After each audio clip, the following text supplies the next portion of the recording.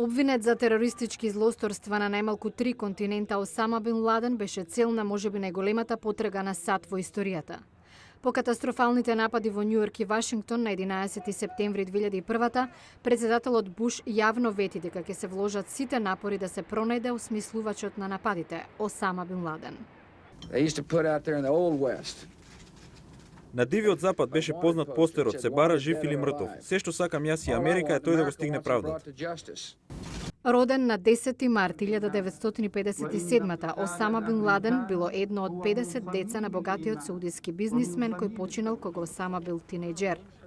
Неговиот живот во 1979 се променил за секогаш кога тогашниот Советски сојуз изврши инвазија на Авганистан. Бин Ладен, како и многумина муслимани, го напуштил домот и се приклучил на борбата против Советите, иако на почетокот давал само логистичка поддршка за новите регрути во афганистанската муџахединска исламска единица, истата која поддржувале и САД. Но кон средината на 80-тите Бин Ладен одлучил да искористи дел од неговото семено богатство и да формира собствена паравојска, што подоцна стана позната како Ал-Каида, што на арапски значи база. По повлекувањето на советските трупи, Бин Ладен се вратил дома, но одржувал контакти со ветераните од војната во Авганистан и пројавувал интерес за други муслимански каузи.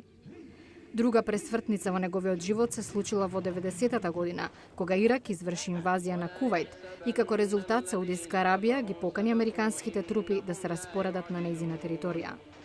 Бин Ладен остро реагирал на овој чекор и ја напуштил Саудиска Арабија во 91-та година. Пребегал во Судан, од каде се верува дека ги осмислил нападите врз американската армија во Сомалија и Саудиска Арабија. Под притисок на САД, суданците го протераа Бин Ладен од своја територија во 96-та година, пошто тој се вратил во Авганистан. Иако се инволвирал во афганистанската политика, Осама Бин Ладен останал вмешан во неговата глобална борба против САД. Тој наводно ги осмислил бомбашките напади врз американските амбасади во Кенија и Танзанија во 1993-та.